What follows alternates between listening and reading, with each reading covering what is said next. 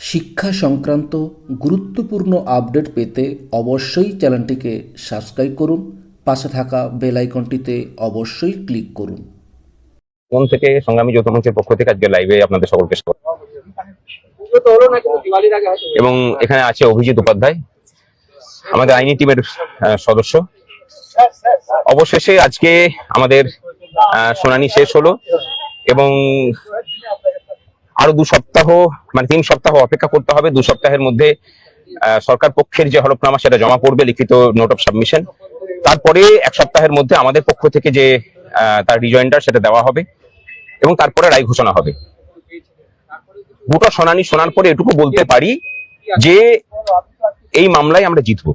আমি পরে আবার আসছি, বিক্রম বলুক, তারপরে আমাদের অভিজিৎ বলুক। আজকে আমাদের লাস্টে একটা ক্লারিফিকেশন দরকার ছিল, যেটা স্টেটের তরফ থেকে তোলা হয়েছিল যে 2009 রোপাতে কোথাও বলেনি ফিউচার এন্টাইটেলমেন্টের জন্য। সেটা ক্লারিফাই করা হয়েছে, entitlement of dearness allowance comes from the service rules and not from the clarificatory memorandum. সেটা আমরা ক্লারিফাই করতে পেরেছি সুপ্রিম কোর্টের কাছে। এবং এক্সিস্টিং ইমলিউমেন্টসে যখন এআইসিপিআই ঢুকিয়ে সেটাকে স্যালারি ফিক্স করা হলো, তার মানে এআইসিপিআইটাকে মেনে নেওয়া হলো। তাই জন্য এআইসিপিআই যেরকম বাড়বে সেই অনুযায়ী দিতে হবে। এটা আমরা সুপ্রিম কোর্টের কাছে জানিয়েছি। তারপরে রিটেন নোটস লিখিতভাবে জমা দিতে বলেছে। 2 সপ্তাহ 1 সপ্তাহ, তারপরে ফাইনালি যবে সুপ্রিম কোর্ট জাজমেন্ট দেবে আমাদের তার জন্য অপেক্ষায় থাকতে হবে। Today, Supreme Court has reserved its judgment on this matter and directed the state to file a written submission within a week, and after that we have to file the rejoinder on that. From our side, Senior Advocate Gopal Subramaniam, Senior Advocate Nachiketa Joshi, Vikram sir and I, along with other advocates, appeared in this matter and we have made our submission, and we are hopeful that judgment will come in our favor. আবার আমি এলাম। এই মামলাতে কর্মচারীরা যেভাবে সংগ্রামী যৌথ মঞ্চের পাশে দাঁড়িয়েছেন তার জন্য সকলকে প্রথমে আমি ধন্যবাদ জ্ঞাপন করছি। এবং আরেকটা কথা বলার, সেটা হচ্ছে যে 8 তারিখ পর্যন্ত গোপাল সুব্রমণিয়াম স্যার ছিলেন না, কিন্তু আজকে ওনার চেম্বার জুনিয়র অনলাইনে উপস্থিত ছিলেন।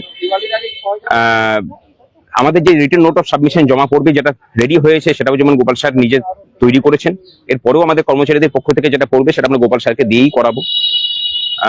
আমরা আশা করেছিলাম যে পরবর্তী ক্ষেত্রে হয়তো গোপাল স্যারের জন্য আমরা সময় নেব, কিন্তু আজকে যারা ডিটারমাইন্ড ছিলেন যে আজকেই শুনানি কনক্লুড করা হবে, সেই অনুযায়ী হয়েছে। আমাদের পক্ষ থেকে আজকে নচিকেতা যোশীজি মানে আমাদের পক্ষে বক্তব্য রেখেছেন এবং আমাদের যে পয়েন্টটা ছিল, যে মেন যে পয়েন্টটা তুলেছিলেন সরকার পক্ষের থেকে শাম দেওয়ানজি, যে আমাদের ডিএর যে অধিকার সেটা হচ্ছে যে ক্লারিফিকেটরি নোট যেগুলো দিয়ে দেওয়া হয়েছিল টাইম টু টাইম, সেখান থেকে আসছে, রূপা 2019-এর 9 থেকে আসছে না। সেটাকে আমরা খণ্ডন করেছি এবং আমরা আরো স্ট্রং পয়েন্ট উত্থাপন করেছি। সেটা হলো যে আমাদের ডিএর যে অধিকার, সেই অধিকারটা আসছে আমাদের সার্ভিস রুল থেকে। WBSR 9 মানে যে আছে, সেখানেই আমাদের লেখা আছে আমাদের সার্ভিস রুলের মধ্যে যে ডিএটা হচ্ছে অধিকারের মধ্যে পড়ে এবং সেটা আমাদের বেতনের অংশ।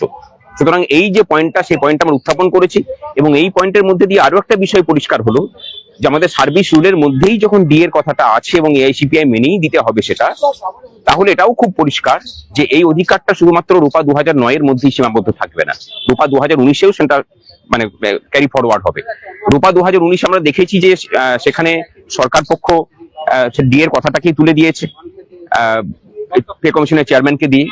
সেটাকে যদি আমরা ভবিষ্যতে চ্যালেঞ্জ করি, তাহলে এই যে সার্ভিস রুলের মধ্যে ডিয়ারনেস অ্যালাউন্সের কথাটা থাকাটা, সেটা আমাদের ক্ষেত্রে একটা খুব স্ট্রং পয়েন্ট তৈরি করবে এবং সেই মামলাটাও আমরা জিতবো। এবং পরিশেষে বলি যে দীর্ঘ লড়াই, বিভিন্ন কর্মচারী পক্ষ লড়েছেন ঐক্যবদ্ধভাবে।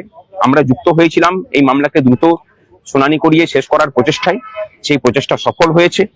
আজকে মামলা শুনানি সমাপ্ত হয়েছে, আর ডেট নেওয়ার বিষয় নেই। এই মামলায় আমরা জিতবো। রায় যখনই ঘোষণা হোক, মামলায় আমরা জিতবো, শুধু এটুকুই বললাম।